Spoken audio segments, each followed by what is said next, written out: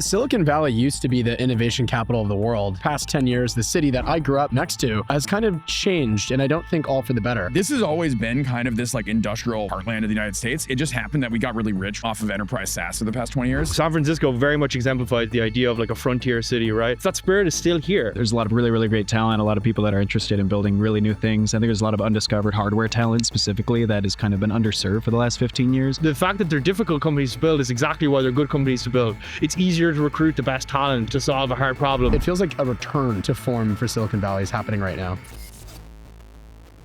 I am in San Francisco with Laurence, Sam, Jason, Michael, and Will. Do you want to just go around and basically explain what your companies do? Will? Oh yeah, sure. Hello everyone. My name is Will O'Brien, one of the founders of Ulysses. We build autonomous underwater vehicles for use in nature use cases, for use in commercial offshore survey and defense. Cool. Hi, I'm Michael LaFramboise. I'm the co-founder and CEO of Aurelius Systems. We make laser weapon systems. Howdy, I'm Jason Carman. Grew up an hour north of here, sitting here in beautiful San Francisco, California, the sailing capital of the world. And I'm the founder of Story Company, which is the company I've wanted to build since I was 9. And we're making movies. We're working to make the next big sci-fi trilogy series, as well as have it be inspired by real nonfiction science and engineering stories. Some of the folks here I filmed with before, which is awesome. And today's a cool day because we just released our first sci-fi film, Planet, online. And it's online now, and we're using that to go and make a bigger movie soon. Let's go. I'm Sam D'Amico, founder and CEO at Impulse Labs. We build the highest performance stove on the market today, which has been shipping for the past several months. You can order it on our website. But additionally, what we're doing is we're basically reinventing the grid by putting battery storage into like every device with a power cord. Like every medium-sized machine is now going to get reinvented around this new electrified technology stack. And I think I'm older than everyone else here, which is kind of funny. So hello, my Gen Z brethren. Boomer. Okay, boomer. This is crazy that I can say that because I used to be the young guy. And yeah, it's been in San Francisco since 2014 officially. And really great to see a lot of awesome folks kind of like building stuff here. Yeah. I'm Laurence Allen. I'm CEO of Terra Nova. We're making terraforming robots and lifting land out of flood zones. Yeah, let's just start off with like, why did you guys start your companies? I went down to El Segundo, and there's very clearly like missions behind each of those companies. And I wanted to kind of show that like people in San Francisco are also going after really tough problems and meaningful missions. So Silicon Valley used to be the innovation capital of the world. I mean, it's where the semiconductor was really done in the early days. It's where the internet was really pioneered. And then I think that went so well that now there's skyscrapers built behind us solely for software as a service and similar things. And I think the past 10 years, the city that I grew up, it's like the biggest city I grew up next to, has kind of changed, and I don't think all for the better. And I grew up north of that initial innovation and that inspiration, being so excited about it. And moving here, working at a satellite company, an aerospace company, found this burgeoning underground deep tech scene myself, talking about Sam, talking about all these wonderful gentlemen who are building incredible things. And so for me, I'm just making movies. I'm not doing anything nearly as ambitious as what they are. But to me, there's a story here of getting back to that initial vision of innovation and changing the world for the better. Whether you're building the most advanced robots or things to terraform the land or work in the ocean or anything in between, there's a huge opportunity to get back to building real physical things here. And it feels like this is the current capital of the world, obviously of AI, but also robotics, smaller, more kind of niche and bespoke technologies as well. And it feels like a return to form for Silicon Valley is happening right now here. Yeah, so I think one of the rationales for starting Impulse was basically I kind of wanted to cook pizza really fast, to be frank, and realized that basically every medium-sized home appliance and frankly every medium-sized like machine on the grid kind of has a very big mismatch between its peak power and its average power. And you can make the peak power and thus cooking your pizza much faster if you put a battery inside. And so realized that was kind of a big idea that came from a very small, like almost like personal, anecdote. But the separate part was I was working in AR and VR like Google Glass, Oculus, these other programs. And it was like, these were increasingly the realm of like mega cap companies. Like they had to innovate on like the silicon, the core display technologies, all these other things. But like the appliance industry has been neglected for decades without seeing a ton of innovation. And if you can just fundamentally make a better product, well, we don't have to worry about gas stove debates. We don't have to worry about any of this other stuff. We just like build better stuff with, now we've got this new set of tools, which is kind of like the electric technology stack. Let's do that. And then we'll transform the grid as well. And so that was kind of the impetus for getting stuff started, but realized that it turned out to be a bigger idea than I expected. It's like many of these appliance companies that already exist are like, wait, can we have that too? And then they give you distribution. And we don't have to stop at just stoves. We're doing other things as well. So that's what's been really exciting. But yeah, the other point with San Francisco is like, obviously like, I'm literally looking across the bay and like, there's all these former industrial facilities that built like a huge chunk of our military might in World War II. Obviously down there, like Pier 70, where like Astronus was, like, this has always been kind of this like industrial heartland of the United States. It just happened that we got really rich off of enterprise SaaS for the past 20 years. And it's frankly pretty exciting to see that maybe the big ideas are going to come back soon. So Yeah, we started here because I grew up in Santa Fe, just like an hour north of here. And it's, you know, in a flood zone. Downtown's like the most densely populated part in the entire Bay Area. And it's like 6 feet under sea level. They're talking about spending $1 billion on a seawall. I thought that was crazy. I'm like, first principles, you know, it needs to just be lifted up. So, you know, set on fixing that. That's our mission, trying to start in the Bay Area. Kind of bounced around Berkeley, Stanford, and realized this is, you know, the core hub of not just lame SaaS companies, but also cool atoms over bits, and trying to bring that back, that, you know, spirit of innovation. I think all these founders here are really modeling that, you know, for this next generation, showing that you really can build big physical companies and get that same, you know, venture capital interest going for things that are cool and big and physical and real. you say this while in front of Enterprise SaaS Tower. Yeah. I mean, it's interesting. You like, this whole area is terraformed technically, right? Like this whole part of way this down whole there. part of San Francisco just did not exist at a certain point in time. So it's good to see you guys do Like the doing ship- this. It's all flooding too. The ships that brought some of my early family members, so I have some family that's from California, like the ships that brought them here from like New England, some of them were buried and basically built a lot of this waterfront. Yeah, I mean, during the gold rush, like this whole area just had ships coming in and out, and they would just like, if the company would go bust, they would just like leave the ship here, and then they like infilled like You're gonna find garbage them. around it, and it's like ship after ship, and then like you literally added like 40 foot, but like that's the degree of dog in them that these like gold rush people had. And I know, like on the Let's go, dude. I mean, yeah. So I think the reason why we do what we do, why we started Ulysses. I grew up by the seaside in like a small town in the southwest of Ireland. Like grew up on the coast, was like in the water, on the water, fishing, surfing, swimming, whatever it was, like every summer growing up as a kid. So always just like had like a very strong affinity to the ocean. And then a few years ago, me and my co-founders 2 years ago got nerd sniped by building underwater robots. We initially got like very we were becoming very worried about the loss of subsea ecosystems, seagrasses, corals, these sorts of things that are dying at like an insane rate around the world. And basically the tools for replanting them or bringing them back are basically humans going down and manually hand planting or hand intervening with the subsea domain, because the subsea technology space is just so ancient. It really has not changed much since the 80s. The tools there are ancient. You see all these like developments in self-driving cars, or these developments in like FPV drones or others that just hadn't been brought to the subsea domain. And in like thinking about how do we solve this like subsea kind of ecosystem restoration problem, we realized, holy crap, you could build a very big business that builds tools for this great blue frontier. We know more about the surface of Mars than we know about our own oceans. We there's like, we believe Atlantis is out there somewhere in the subsea domain. We don't know. There's all these archaeological sites in the subsea domain. We don't know. There's like trillions of dollars of minerals like stuck at the bottom of the ocean. There's all this like subsea life that we don't know about. And also like the ocean is just becoming a very geopolitically important domain, particularly the subsea domain. The amount of subsea cables that are being built out every year, subsea energy infrastructure being built out each year, and the tools for maintaining them and intervening them again have not been reinvented for a long time. So that kind of like nerd sniped us in that. But it's more generally this idea of like the frontier, right? We believe the ocean is like one of the next great frontiers and one of the greatly underrated frontiers of our time.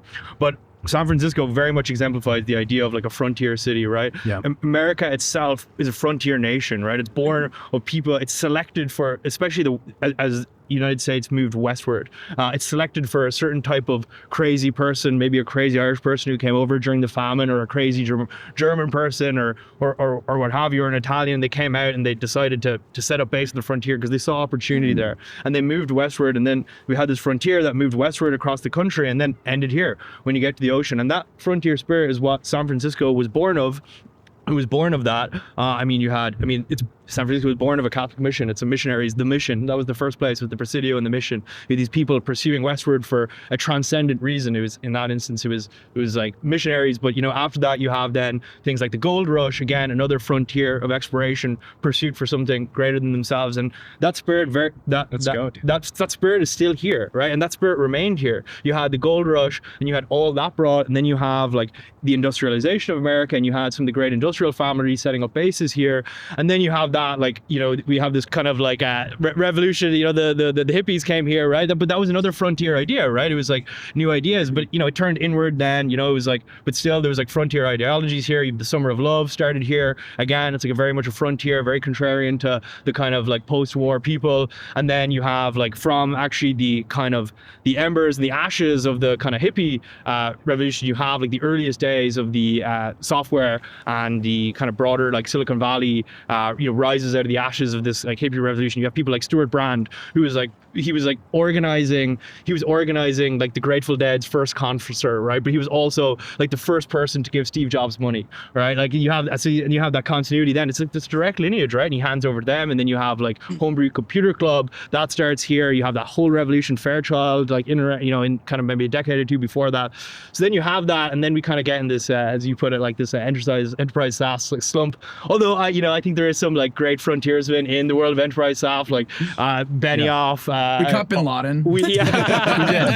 Oracle, right? Like these guys, they're true frontiersmen, right? And I think we've recognized that, it came to mobile, that was, again, a little bit cringe, but like now the frontier spirit is still here, and you have like a group of people here who are very much like embodying it then, and other people on the West Coast, our friends in El Segundo, doing like similar things and reviving it again and going to the frontier. We went internal, we went to the internet, and now it's like moving off the internet and bringing technology into the real world. So yeah, that frontier spirit very much resides here. I mean, we made a very deliberate choice. We moved our company from Ireland to San Francisco.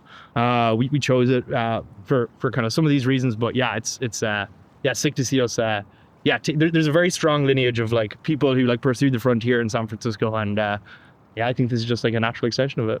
Love it, man. That's dope. Well, I don't think I need to glaze San Francisco anymore than everyone else has. It's it's a great place for all the reasons that you're describing. I mean, we operate out of both San Francisco and Detroit. Right now, we come here. There's a lot of really, really great talent. A lot of people that are interested in building really new things. I think there's a lot of undiscovered hardware talent specifically that has kind of been underserved for the last 15 years due to all the SaaS glazing that's been going on. Everyone's been getting drunk on SaaS money, as Sam was describing. Me specifically, my co-founder and I are from just outside Detroit, like 10, 15 minutes outside. And I think for a lot of similar reasons you were describing, like growing up, I grew up in like the ruins of a once great American city, like totally annihilated, just horrible, especially in like the recession in 2009, like just like everyone's parents are getting laid off, everything like that. No one has any money. It's just like satanic. It's just horrible. But I think not only in San Francisco, but across the country, and especially in a lot of these industrial heartland areas that used to exist, there's a great resurgence. And so we're trying to build in both of those. We specifically chose what we do in directed energy weaponry is really, we sat down and saw that like look at all the YouTube videos of the war in Ukraine, and you get a little glimpse into like what the future of warfare looks like for us specifically, and it's really, really terrifying. I mean, like we're looking out on the bay, like if 10 million drones show up tomorrow morning, we're totally screwed. I mean, it's just over. And right now, what we're doing is we're spending $1 million, $100,000. Even like if you make micro missile technology, it goes down to maybe $20,000, $25,000 marginal cost to shoot down, like asymptotically. But what we're really trying to extract is the promise of using electrons instead of kinetics, where we can go and distribute like a 10 million X marginal cost differentiation. We're shooting down drones for like 10 cents. I came out of the directed energy area where I worked in laser weapon systems development and R&D. We would sell to Lockheed and Northrop and do all these do all these cool projects. But I think when I look at and sit down, like, where do I want to build a company that's doing integrated hardware, software, firmware, AI integration on edge device, where I have all these development to do. I need to produce systems in the great American heartland outside Detroit, and I need to do the R&D and the initial development in the great development city in the country. So that's why we're in both. So Yeah, I think it's probably worth spending a moment. Like, Meta, I think a day or two ago, released some new like AI, Boo. Boo. some new basically Slop. short form feed to the worst. Yeah, very disheartening. Yeah, short form feed that's basically just AI generated content on repeat. And I think a lot of people on Twitter especially kind of rejected that. But I want to just talk about for a second, like, what is the future that you guys are excited about building and living in? I don't think enough people genuinely think about that before they're starting like the things that they're working on. I think for me, I was not a science technology kid growing up. I was in love with movies and technical in the sense that I could do Python as far as I needed to do CGI and visual effects in Blender and all the visual effects and CG shots in our movies. But I think growing up for me, I was so inspired by Star Wars and all these movies that created a cultural story for America in the world. Stories used to be so important to culture and society. When you look back to the Greek and Roman days, or even earlier than that, every single culture had stories, whether it's religion or the stories that are getting told around the campfire, or stories that are being passed down from parents to children and so on. That story is our only sense of identity that we have. Otherwise, how are we different? And I think in the post-internet age, we almost lack a shared story. There's a very felt lack of community, which I think is such a vapid word oftentimes, but like, what relates us? And I think to the people sitting here and a lot of other folks that aren't sitting here, but that are working in the city building amazing things, there's a shared inspiration and ethos of building the future. And I think what I get worried about is I think about everybody not in San Francisco. I think about everybody in the flyover states, in the places where you can't come here and get high and drunk off of the excitement and the energy of building the future. And what is there? What are the options? Are the options bankruptcy, nuclear war, America failing? Like what stories are we telling the young people that are growing up in our country right now? And they're the stories that we grew up with. And I think our mission at Story is to make just awesome movies that you want to go see in theaters. You want to see when Luke Skywalker confronts his father in the third movie. You want to see what happens when Thanos snaps his fingers. But I think we want to make stories and movies that collectively, just on the childhood like level of cognition, are exciting and inspiring and show people that are enabling building things for good, rather than just technology always being default evil when you go to the movies, because it's not. It's a tool, and it's most importantly a tool that are used by people. And what are the morals and the ethics in this sort of almost post-religious, post-shared sense of story society that we're building? So for us, that's what's really important. And at Story, we want to be the merge between the awesome fiction and sci-fi you can see and the people who are building the real thing, and get direct inspiration from that for our movies.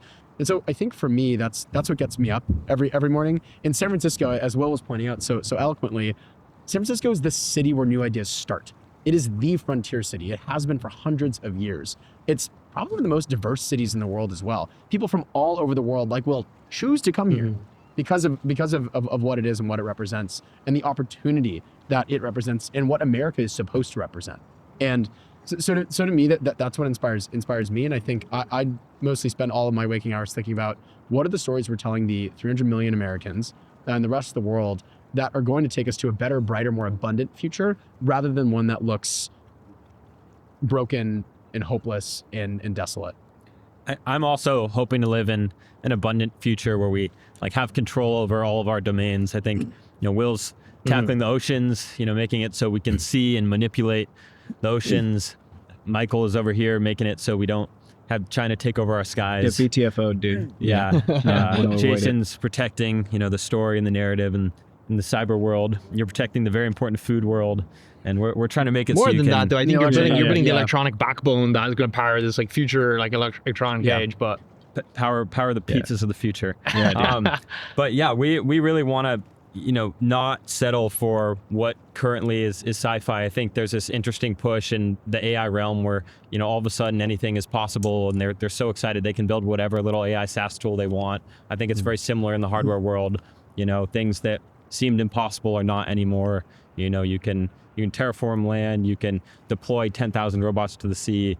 There's no upper limit to your creativity, and I think SF is really the place to make that happen. Yeah, I think my model of the future is extremely rooted in human flourishing.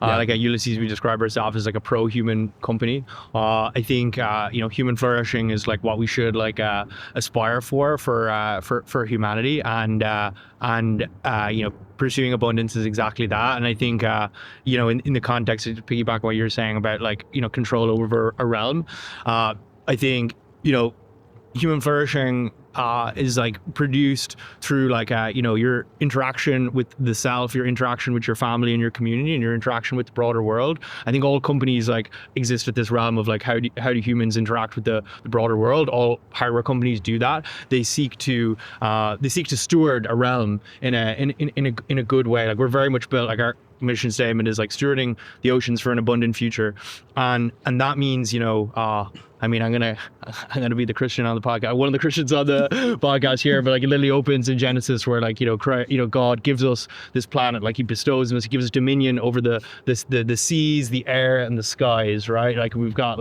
you working on the air domain, we're working on the sea domain, and you're working on the land domain. And I think but he gives us dominion over it, but he also asks us and commands us to steward it. We don't own it, right? We don't own this world. We're gonna die, right? Each and every one of us are gonna die, right? And our children are going to take over the mantle for us. So it's our duty to put us in a better position beyond that. And stewarding, for us, again, what motivates is the ocean is this critically important realm. 3 billion people rely on it as their daily source of protein. 1 billion is their primary source of income every day. And yet still we have so little command over it, right? So little control over it. And I think giving people tools to kind of will the material world into the future that we want is at the very core of that. We want to be able to get exactly what we want out of the ocean while preserving it for people beyond. So yeah, I think that's the kind of through line I would imagine through a lot of our companies. It's just manipulating the physical realm into the future that we want. It's alchemy in a sense, right?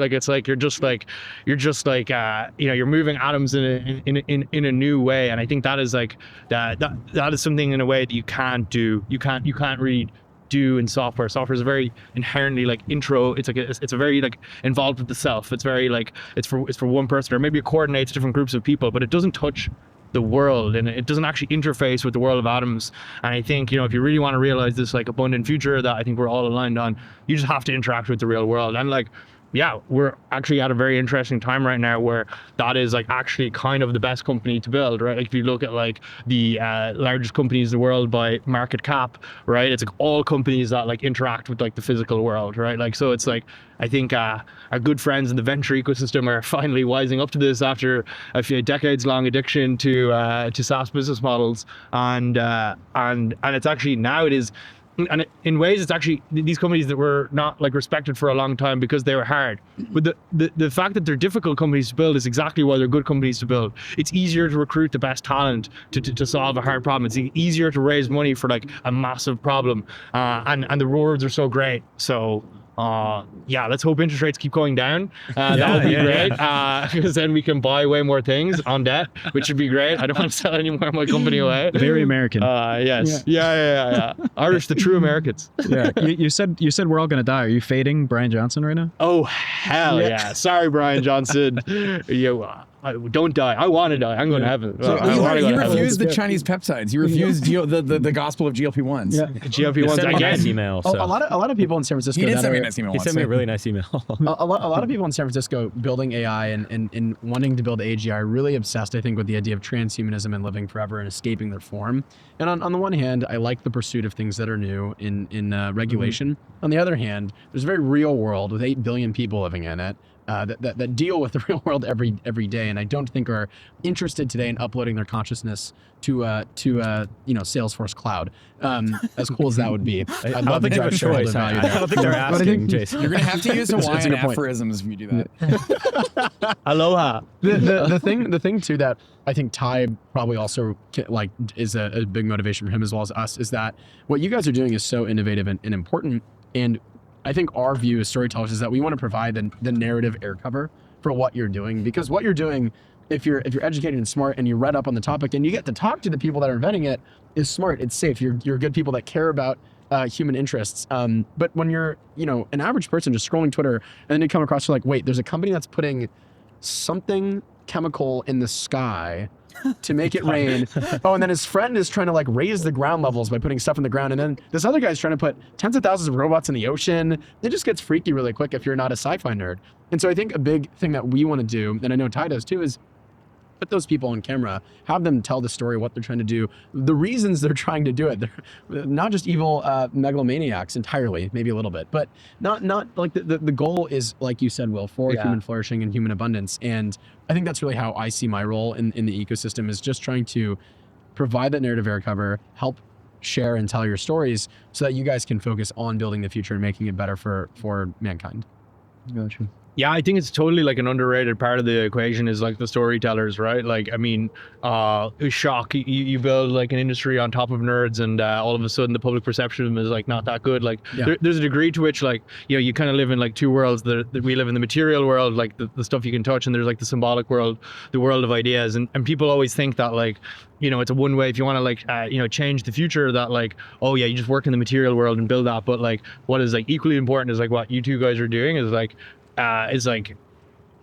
creating this like beautiful narrative about the future that pull people to work at our great companies or to like support them or something like that. Just to understand and not be afraid of it too. I think another thing that's like interesting about the kind of like this like that generation of companies as well is like how many of them are building for like the kind of like 80% of Americans or people around the world that have kind of been forgotten, right? Yeah. Like there's like, we haven't been building technology, brilliant technology for members of the military. We haven't been building, technology for people who like live on coastlines or getting their houses flooded, or like we haven't been building technology that like helps fishermen do like a better catch every year, or people who work on like offshore infrastructure. I think that's like another thing as well. That's like you mentioned Detroit, right? Like I'm sure like that's I think one of the things that like excites me the most as well is like, there's like the appliance market is just as big as the smartphone market.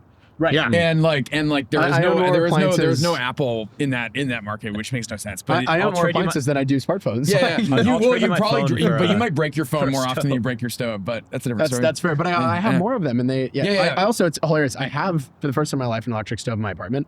God, it's horrible. Yeah, do you want to fix that? I want to, but I think we got to convince the landlord to do the whole building with Impulse. Which Sam, how many phones do I have to trade you for one stove? If you can get me like 2 iPhones, I'll get you a stove. I got one iPhone from me. And you give me the new one. It's gonna be a new one. We'll move in together. Sam, what's on your wish list of like appliances to do after stoves? So I think a lot of it's just like ambient, like a lot of it. So stove. You can also do like oven where you can cook pizza really fast. Obviously, I've not forgotten that one. I'm obsessed. Can I get the European high voltage kettle that? Yeah, we can beat the Europeans at kettles. Really? Hot water is not a bad one. Like you're gonna disrupt you have to a wait lot for of my people's... shower to be hot. Like that kind of sucks. Laundry. I want better laundry. Making laundry not suck. I need better laundry. It's laundry number one. But there's a bunch of stuff where it's like basically there's like you can throw more power at things and then you redesign the device around them. And one of the really funny things is you just make things quieter, because like if you're running a like a fan, even if it's like a refrigerator fan or whatever, you're running a fan, it's gonna have the like AC line hum, and you're gonna hear that in the blades as they spin as torque ripple, and like you just can avoid that now. And so there's a bunch of stuff like this where we can make things just like less noisy, because you're basically hearing the grid no matter where you are. And if you can decouple energy input from device power output, well, you won't anymore. Can you make dishwashers clean again? Because that's like dishwashers, right? Because they've been lower powered, and so they're just not as good as they kind of used to be. Is that sort of right? I think so. I think dishwashers got better over the last couple of years. The other thing that's crazy is refrigerators have gotten way better than people think. Like, used to be refrigerators were like, they use like 200 watts, 300 watts, something like that. They're like 50 to 100 watts now. And it's because we got really good at like these like vacuum insulated panels and like special composites with like microspheres in them and all that other fun stuff.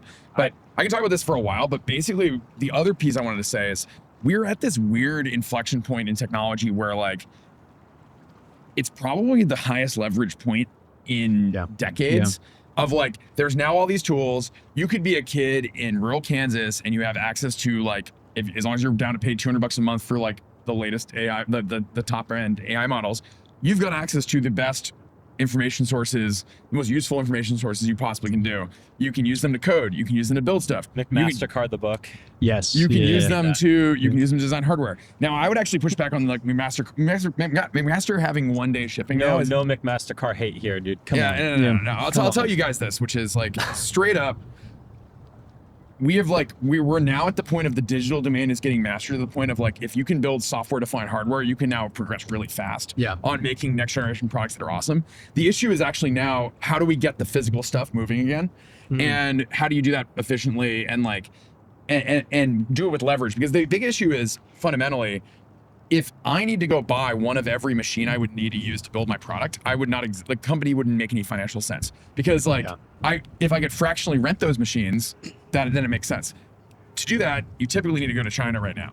And it's something where I think people are, and this is an underrated part of San Francisco, is like, you can fly to China really easily from here. But you can also just share equipment. You know, we have a laser that can do like 1/4-inch steel. You know, I let these boys use it. I got a lot of lasers that can do 1/4-inch steel. Will's got a pick and place, right? PCB. Well, so much the problem is doing it at scale and also crazy having the expertise and like the story on Prototyping China is different. Prototyping is different than production as well. No, he makes the the circuits. story on China used to be that it's cheap labor and it's unskilled, but now they're the best in the world at building. They are the physical best at the things. electric technology stack. They made me an awful drill rig, so you know you gotta take these anecdotes and kind of I will let's just say that these are not anecdotes. It If literally you're- Our blew up. iPhones It are not blew up made. the Our first time iPhones I are not used it. made in America. Like most of the appliances No, we they're have are not made designed in though. America. They got They're the little designed, but they're not California design in manufactured. That's California. his point. Is that we have to figure out how to get Yeah. the physical stuff moving here, For sure. sovereign within the border. We got to make that shit it ourselves. doesn't have to be sovereign to the border. Like we just need to. Nah, this is where we differ. Yeah.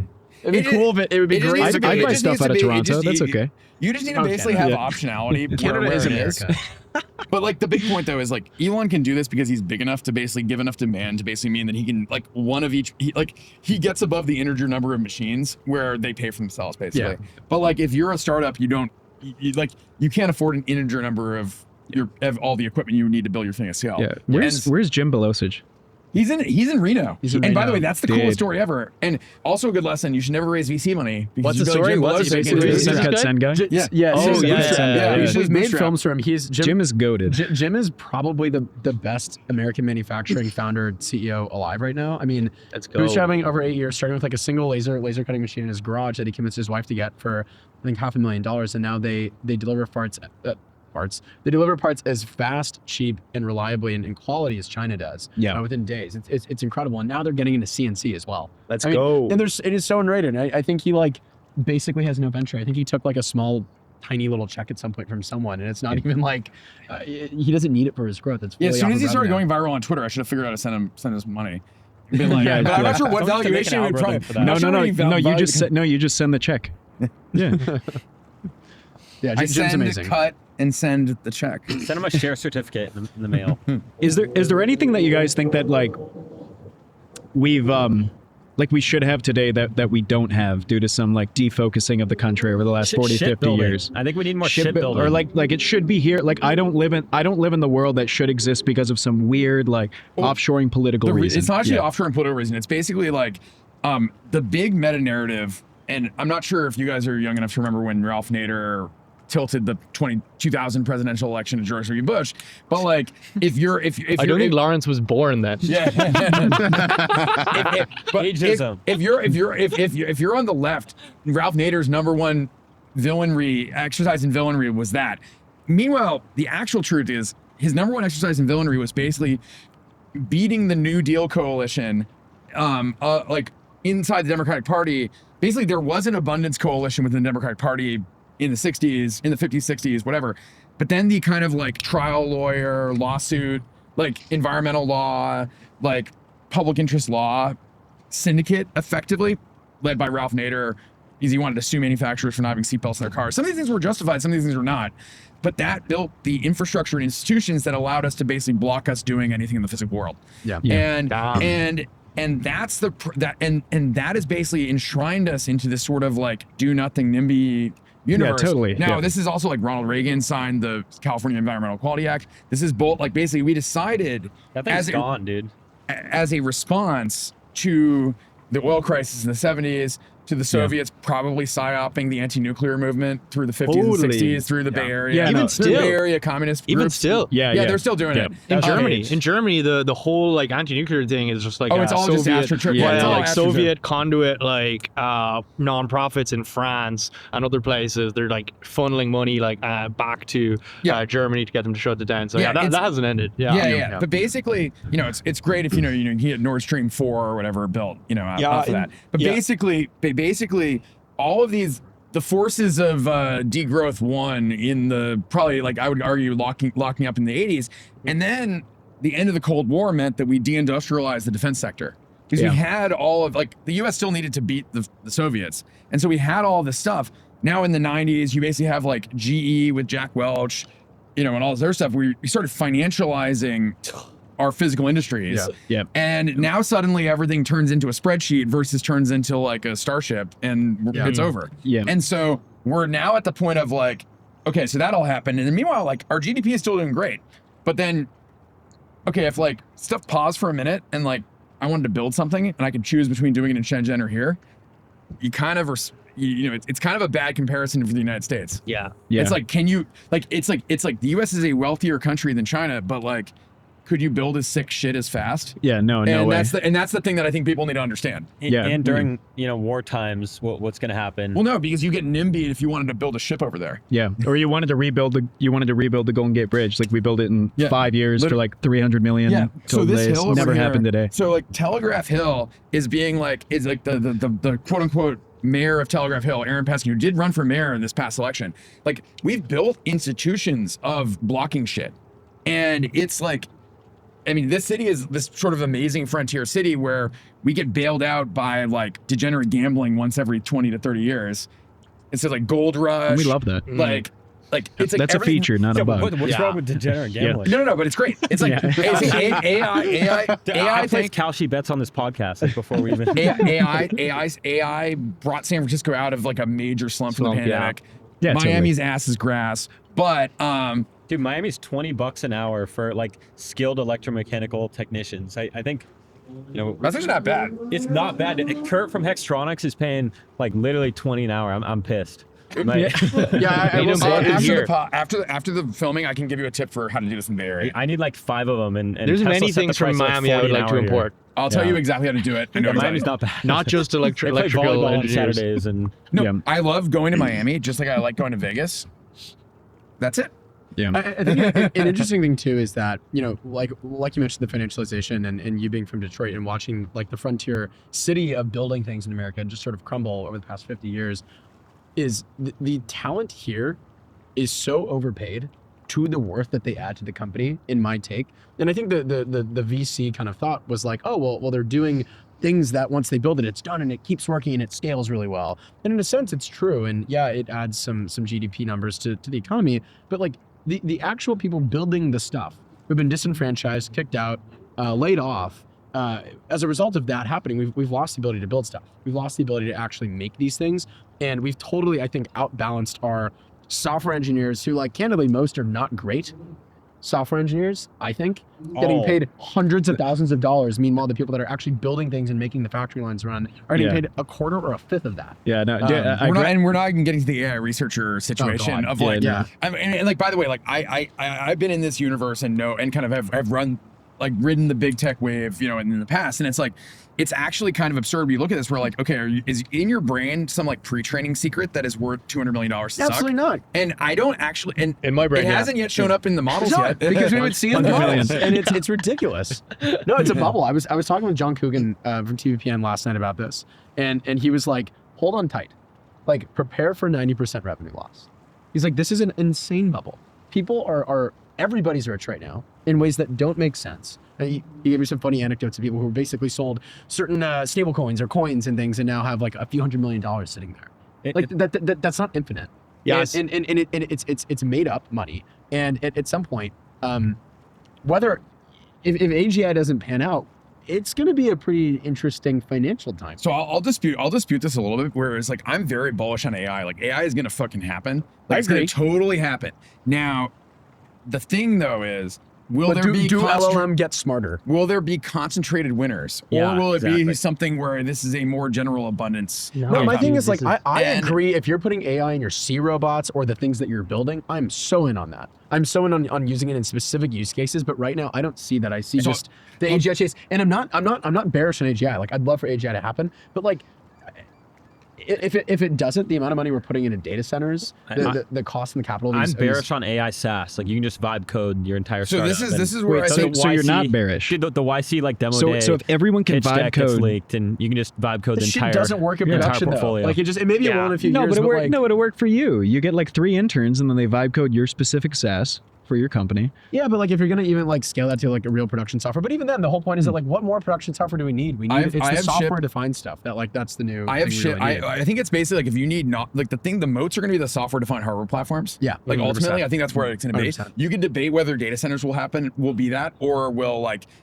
Apple's silicon on the device might be I that actually thing. think we should not talk about a bubble, because I actually think we need to keep this going as long as possible. Because I mean, if you just like actually look at where this is like, who the winners in this really are going to be the people who are building like the infrastructure. It's like the second order Yeah. winners. If you just look at this in the public markets, like the companies that are like ripping right now in the public markets related to AI are not like the software companies, not really. Bar Oracle doing some like black magic. No, it's like bullshit. Mitsubishi Heavy Industries making data center equipment. Yeah, or it's that's like, what it's sounds SanDisk, right? Yeah. SanDisk now are gonna like their stock is up like 50% this year because like people are realizing, holy shit, like if Sora makes it so that I can like within like the click of a fingers generate like like an 8 gigabyte like video or something like that or whatever, like the demand for storage is like gonna go crazy, right? Or like, oh yeah, to build all these like data centers, we need to invest in the switches, we need to invest in the optical infrastructure and stuff like that. And like I want this bubble to keep going for as long as possible, It's such not- that the money gets to those like supply chains. I 'Cause agree with that's- that. And and I'm like saying it's a Intel bubble- as well, right? Like Intel, like, oh my god, I'm how not mad at beautiful that. is My- this my fear- pump my and fear dump is- from yeah, Trump dude. on Intel? This is like the most Nancy beautiful. Pelosi got that one so early, dude. Oh my Yeah, god! dude. Thank honestly, like Yeah, dude, $20 a share. It's buy great. Intel now. Yeah. Trump is gonna Yes. pump that to the moon, and that's good, right? Like, Yeah. so like the thing is, right? I Like, don't have an issue with that. For me, my only concern is like the moment the frontier labs or the data centers, if the AGI bet doesn't pan out for them, they'll pull the cards first. And guess who's not going to get hurt if the bubble were to pop in that scenario? Them. The rest of the market and the economy won't get hurt. no, I think I'm not saying we need to pump the brakes. I'm just calling out that like this is. So my concern I is have to build other stuff too. Yeah, my well, concern is the switching costs are like really low. So like if you kind of look at like we're like you can see like Cursor and then into Claude Code and then into GPT Codex, and it's like we're starting to see these things where it's like it's very easy for these individual developers to go switch. Now there's like more like companies that have more durable revenue models where it's like, oh, we'll just get like Blackstone to go use Devon or something like that, and we'll have a long-term license, or Windsurf or like Devon and Windsurf did a lot of these things like this way.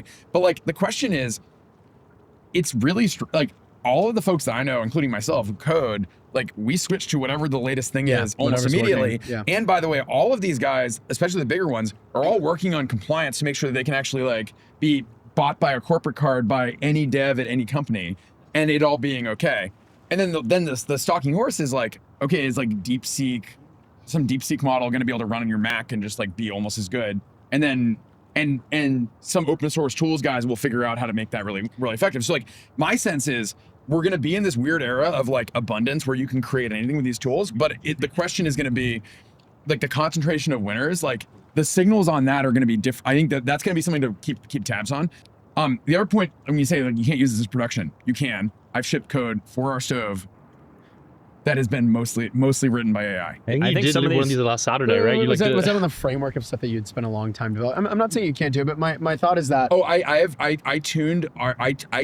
tried like a million different ideas for how to like make our temperature control a little more aggressive, and I shipped one of the ones that worked. I well. think to me, I You can but try a bunch of stuff. My Yeah, point is that yeah, you tried a bunch of stuff. You already had a framework like for that the stove is running on. My point is like what he was mentioning, which is the YC demo day companies getting up there and just like throwing shit out there. Yeah. And like, look, That's it's fine. always It's happened. a demo. That's the point. You're supposed to build something crappy Yeah. and then go make it better. we need to But sacrifice them. Yeah, So for I'll sure. give you Cursor the for alter. lovable for. I'll give you my pushback on this, which is straight up like, I think the biggest lesson I've learned in startups is that market access and sales are actually matter more than like Yeah. like you can do the like technological excellence, but it doesn't. The commercial milestones are what the VCs actually can price. I'm not talking about that. Yeah. I'm just solely questioning the value add that it's bringing, and I'm more interested in seeing where AI and AGI actually starts plugging into the real world and into people building other things. So in that level. which you're doing. Yeah. Well, so the other point I mentioned is like in the AI universe. Like I've been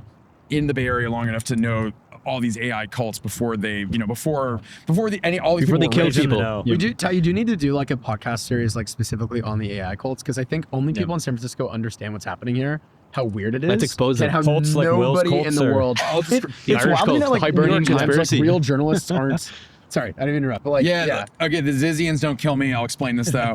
But basically to summarize this for a general audience, basically imagine like if your group house, so people in their so early to mid So 30s. resident. Wait, do you guys not live in live with 20 communes? roommates?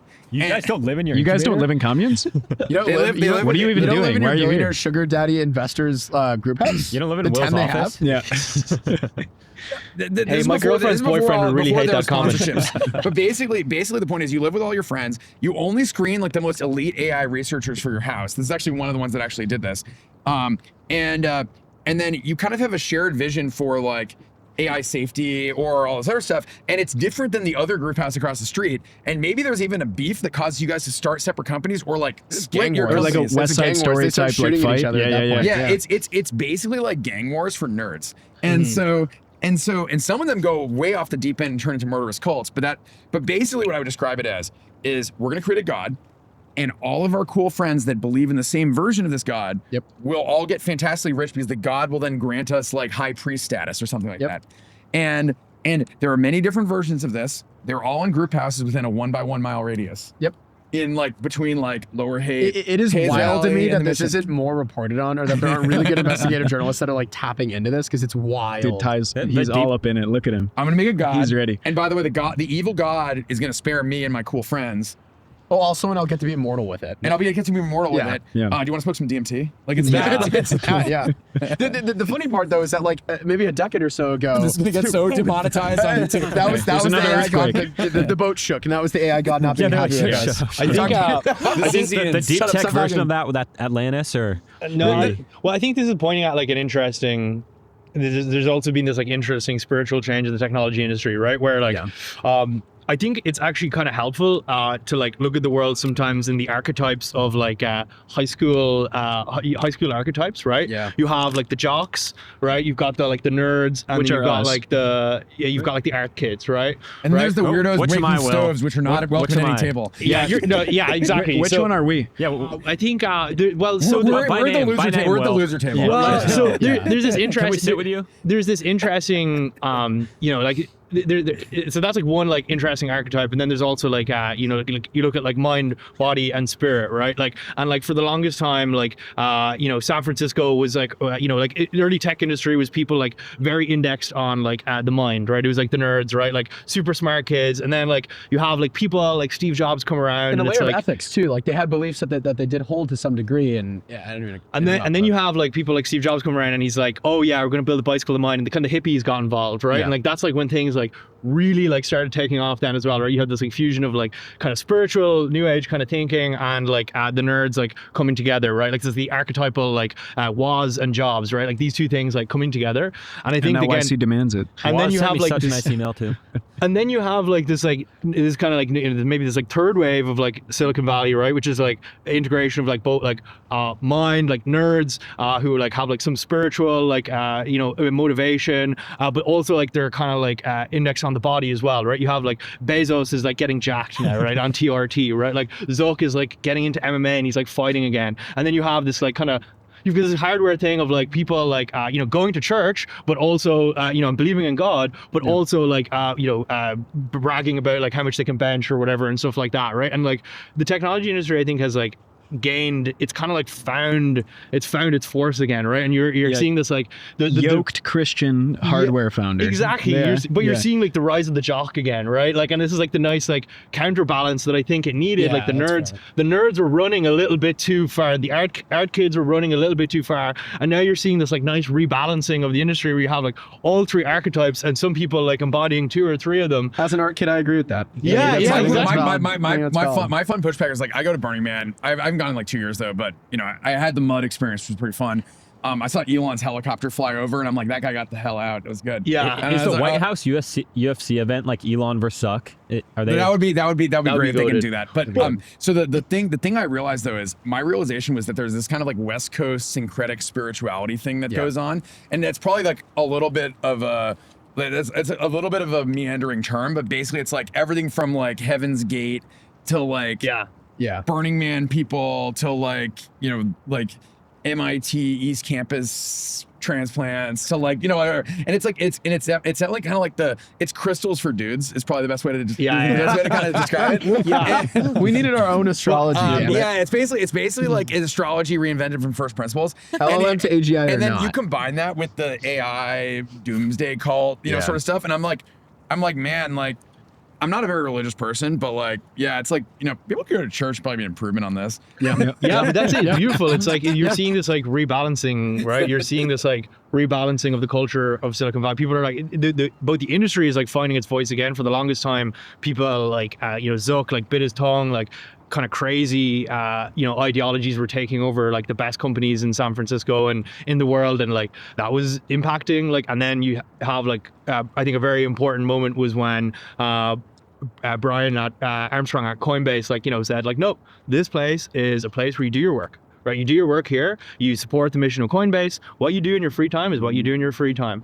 And I think that is like actually like a very seminal moment, like that, plus then like all these founders, like, and I think that is one marker of it. I think like these guys legitimately getting interested in combat sports again, I think is like another interesting indication of like this kind of the cultural change in San Francisco. And I think it's absolutely no coincidence that that stuff happens, and at the same time you see this renaissance of young people building companies that like interface with the real world. I don't think like the cultural world and the like material world are just like so intertwined. So the question is, how long can we keep it going, right? Like, and how many people can we convince to keep doing this, right? Because again, like there's going to be another generation after us, and the worrying thing I see sometimes is like it seems like all of the young people who are coming to San Francisco to build new companies are not doing the kinds of things that we're doing, right? I'll go to how this fails, which is if we're in kind of an uncapped growth situation and it turns out that you basically have to like, you know, maybe the Kowloon playbook like works really well. It's like we're gonna end up in a situation very similar to like I've done Google orientation 4 times, so I'm an expert at this. I'm sorry, but quitting. Long story. But basically the tell. Like the Brian Armstrong thing was actually kind of interesting, and there's some of this other like culture war stuff within these various companies. The actual story was that the stakes weren't high, and like it turns out like SpaceX hires just like people of similar political persuasions that Google does. There's actually not a huge difference We've between hired those a few SpaceXers, dude. They're Chads. They have their own religion. Yeah, but but the point is, SpaceX, the rocket has to fucking work. And that is where the business actually makes money. Whereas Google, you could be working on stuff like I worked on, which is like smart glasses, all this other stuff. This is a side project for an ads business. Well, and to Google's credit, they did try to build Miltech. And then their entire employee base was like, or a majority of it was like, no, you will not build Miltech. So, you know, there's an interesting angle. Those guys all got fired, there's an though. interesting angle with a lot of that stuff, which is the financialized, and this is something I realized in retrospect, was like the financialized like universe of venture capital and big tech and all this other stuff was kind of like, yeah, we're not going to do military stuff in like, let's call it post-Cold War era. And I think a lot of it was, well, our customer base is the entire globe, so we have to be kind of like cognizant of like not doing that. But additionally, a lot of the big capital markets providers, all this other stuff, were kind of like, let's not do this because of various risks, side effects, all this other stuff. And that obviously has reset in the last 5 years or so. Certain people were very early to this. Shut up, Palmer, you know, other folks like that. But like, And sometimes you have to be edgy, right? Like to actually go and do that. Like you have to Edgy get war farming like Will. And by the way, he took some major Irish looks. immigrants come here and they just start smoking cigarettes. We're outdoors. This is the only benefit of doing. Those better be fucking Jong cold. High. I'm so fucking cold. Those better be I Jong need to High. fucking warm Sims under myself my up. I feel like the sea guy can't get cold. If you're running a hard tech startup, you have to smoke Chinese cigarettes. That's like a rule. That is true. You have to learn. Shout out, we need Operation Paperclip the Chinese cigarette manufacturers. Well, they're government owned. It's like 1/10. It's like 1/10 of Chinese state receipts are like cigarettes and alcohol or something like that. Whoa. We need to pay. Brian McIntosh has a good bit on this where he's like, I think he points out that like the CIA every year can give like 100 or 1,000 visas like to whoever they want. We just need all 1,000 to go to the Chinese cigarette manufacturers. Yeah. So I think the people here are all they're all based in San Francisco, working on things that I think are really, really meaningful. I want to also talk about like what is wrong with SF. What are the things that you guys would like to improve and see a difference? I mean, we talked about it a little bit, saying that we want to see like software is great. We talk about like, oh, SaaS, but it is great. It's what's affording our VCs who fund a lot of us like to do what we do. I do think that, as well as pointing out, there was a really big counterculture sort of arts movement here that has been almost fully displaced. And, art's a spectrum. And the stuff that was happening here wasn't like I was not a rabid fan of per se, but I do think that the people in SF right now and who live majorly in these buildings behind us are transplants that have moved here, don't know the history or the culture of the city, and aren't adding anything to it. They don't, a thing that I think is really interesting is the IQ or the collective IQ and the hobbies that all the people who move to SF and do tech stuff do. Like, it's not a lot of nightlife.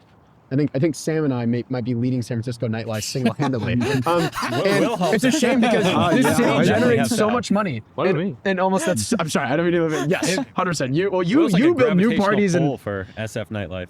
my point though is that But a lot we of throw people, $200 house parties with like $200 awesome. in Costco orders. They're awesome. Yeah, man. They're great house parties. But the thing that I think is a shame is that the people here make so much money in software, and then unlike other cities in America, they don't reinvest it into nightlife, which sounds almost stupid. But I think that's a huge driving factor. The amount of beautiful people that I know that like want to be in LA over San Francisco solely because there's more things to do on any given day of the week, or a Friday or a Saturday night is big.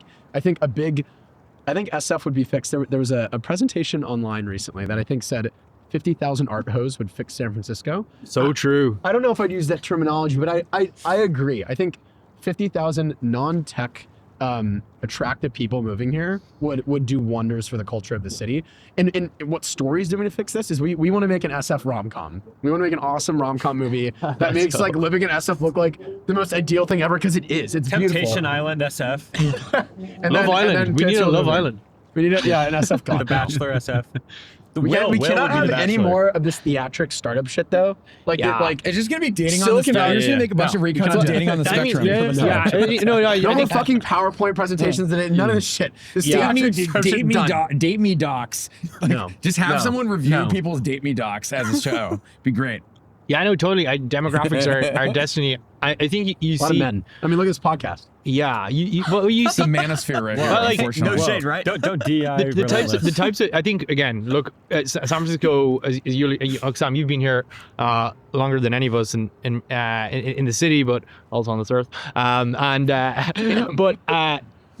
gray hair, man. But my understanding, at least, of what happened here after COVID is like you had like all these like FANG employees or Mag 7, whatever the fuck we're calling it now. That Like me. they leave here, they decamp here during COVID, and then in here rents go down a little bit, and then you have like the people who stayed were like founders, builders, people actually building, not like kind of scaling one to end, and then you have this you have this nice renaissance, which but then it's also funded by the AI slot machine, which is bringing it back again. But like I think to your point of like 50,000 art hose, that proposal, I think like to my point of like you need like a well balanced playground of like jocks and I think what I would add to the importing of that, I actually think we need like more IB analyst jock bros. I think that would be like a healthy contribution here. I don't know. The marina has a lot of that vibe. I have a controversial idea. Go. This is really controversial, and I love history and I love like sacred sites or whatever, but I think we should tear down Alcatraz and make it like a new city district where you can ferry to and go do stuff to that isn't just a prison tour. Yeah. It is a beautiful. Yeah, what is a prison? Yeah, but anyone who's it's grown up in the bo- it's Bay has horrible. never It been to smells like- Alcatraz. Like You're who talking about cares Yerba. heritage? You're talking about Yerba Buena. What do you mean? right now. Well, they're doing that at Yerba Buena. Island. They're doing Yeah, that at Yerba Buena and Treasure Island. Oh, right? yeah. No, but the islands are uglier. Alcatraz is closer and prettier. Tear down the prison. Like, let's build some new shit there. Sorry, the Presidio. Terraform The Presidio Alcatraz. is like Or just live in the prison. one of the most Yeah, interesting. make it a great dinner spot. So I would just say if Trump wanted to troll San Francisco really bad, I'm just gonna say he should do it. He should definitely do it. Turn the Presidio Golf Course into Kowloon Walled City. Because you couldn't do that. Federal land. It's a golf course. Yeah, You put a golf too. course on the top of Tear it. down Dude, your Alcatraz. VCs would be Tower so No. mad at you. What? If they did that, your VCs would be so mad at you for suggesting He that. just wait, got what's the idea. what's He's the like, what's the what's the I'll just write- Kowloon no, Walled City? So What's by the the- way, what's- Alex, what do you think? Explain it. What the hell is the Kowloon Walled City?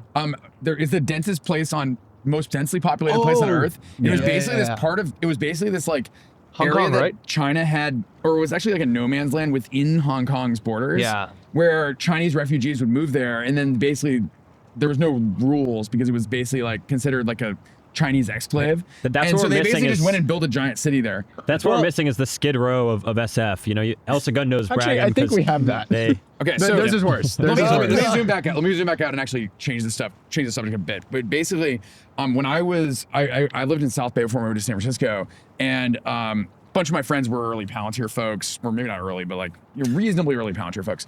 And what was very interesting was Palo Alto basically filled up. Like Palantir got all the office space that was available.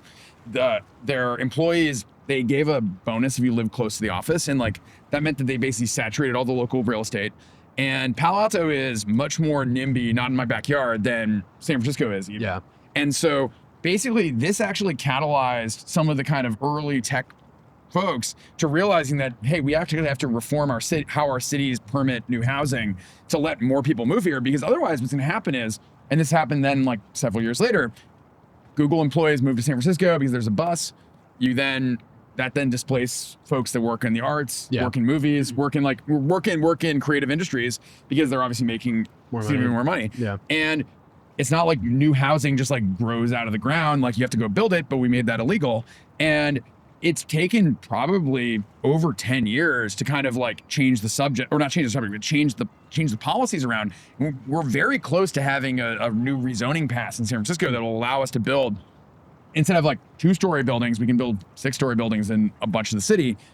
That will largely be a big thing to help fix this. But even then, like the AI boom's happening. We're already seeing like apartments that were like a 2-bedroom was 4,500, now it's 6,500. This stuff is like, we're dealing with artificially induced scarcity by, frankly, degrowthers that the dezoning of San Francisco happened in the 70s, and we're still paying for that today.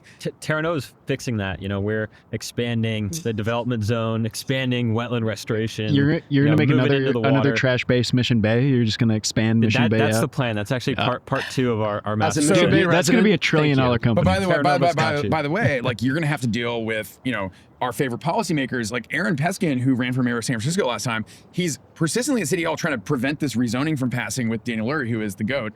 To be very, very frank, like Daniel Lurie is crushing it. He's But great. Peskin started his political career at UC Santa Cruz trying to block a dorm from being constructed.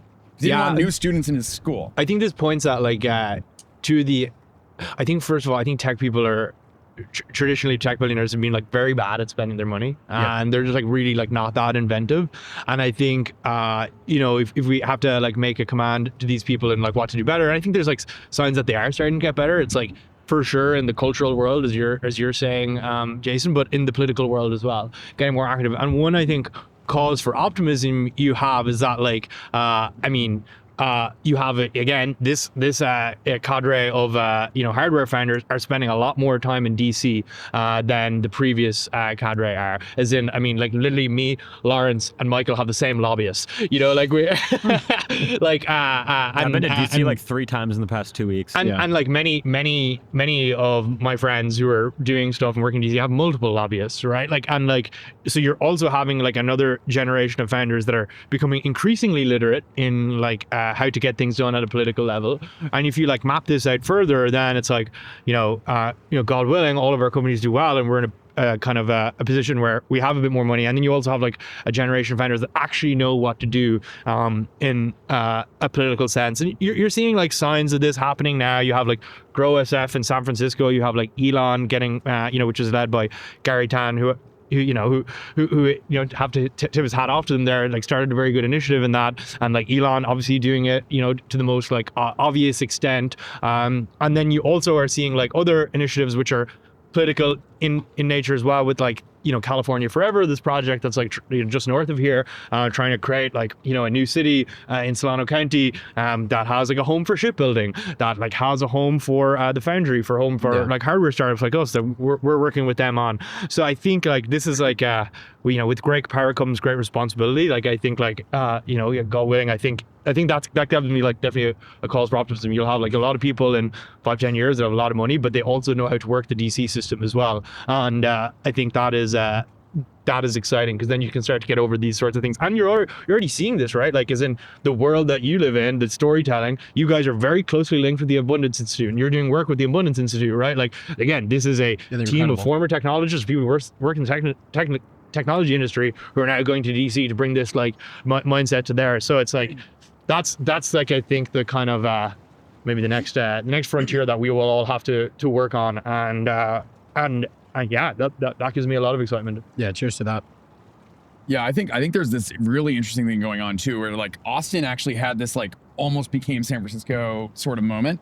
And I think a number of folks from the Bay Area, from the technology industry, folks that have moved to Austin, folks that moved from Austin to San Francisco, like there's kind of this like, I'm not sure if I should describe it as a cabal, because I don't want to get them in trouble, because I think they were very effective. But basically it was like Austin has successfully pushed down new rental prices like month over month for several years. Mm-hmm. And like, this is a immense achievement. It also shows that like, yes, if you build more housing, prices go down, supply and demand, it works.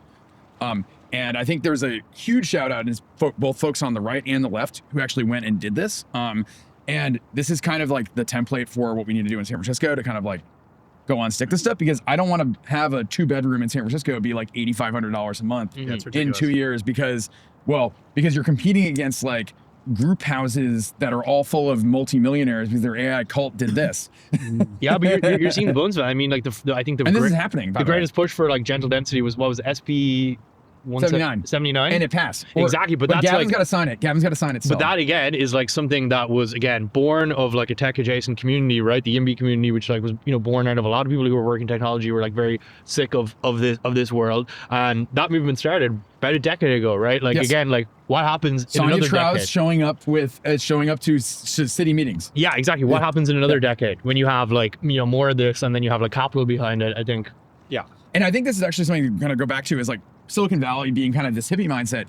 It was a suburban hippie mindset. Mm-hmm. And there's actually this weird transition we're going to have to start going to, is like, I go to Shenzhen all the time, and it's like straight up, like you go there and you're like, there's a new skyscraper being built on like every other block all over the place. This is the city of like abundance, and where you can literally build anything you'd ever want.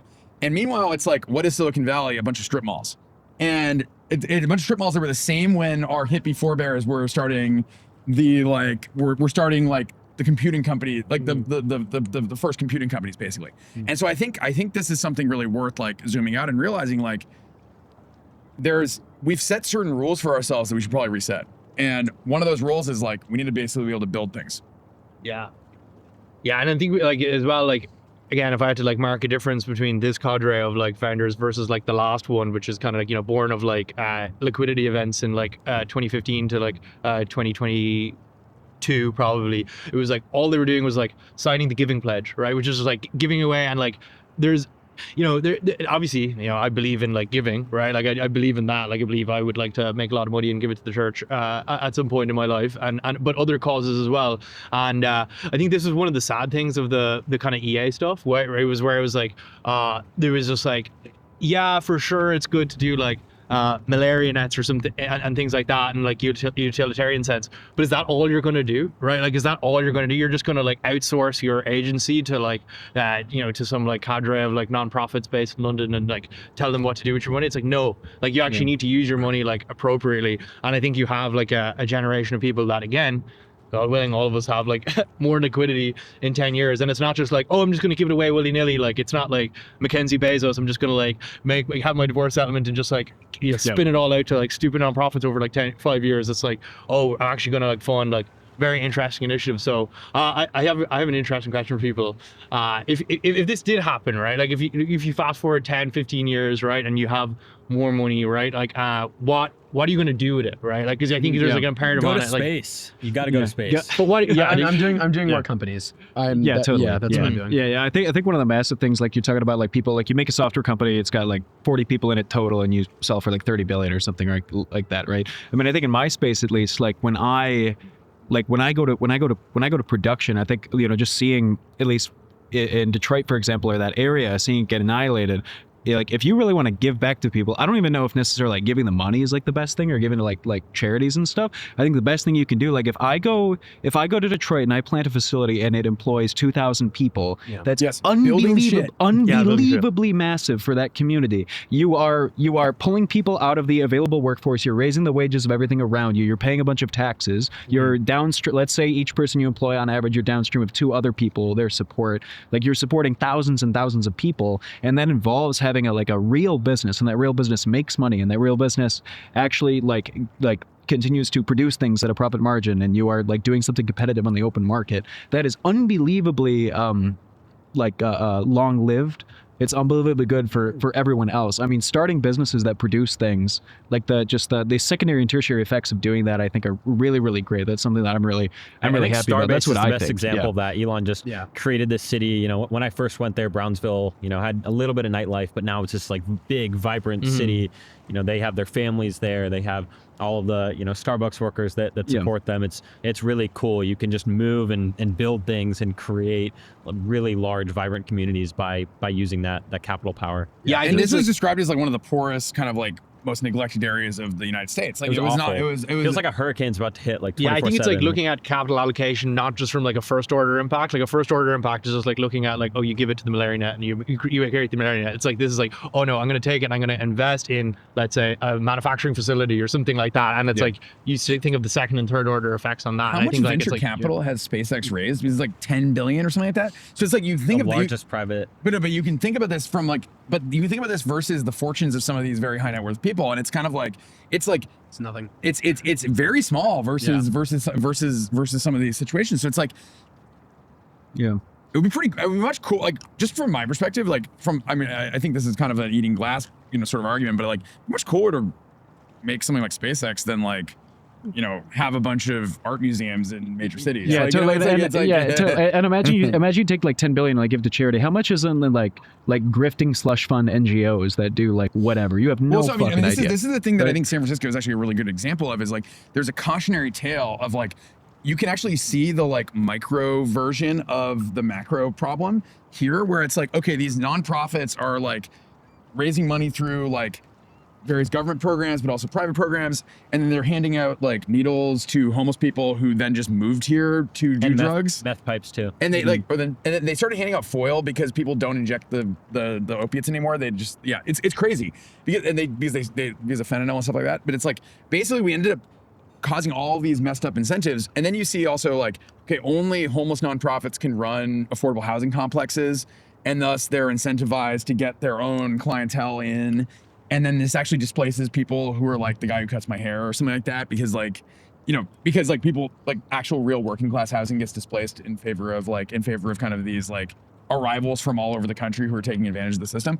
And it's basically like you can see this stuff happen at a small scale here, and then realize like, okay, we can globally fix this by building our way out of it, basically. It is cool how much leverage you have, like giving money to hardware companies. You can really just build huge things. You can. So NGOs should give their money to me.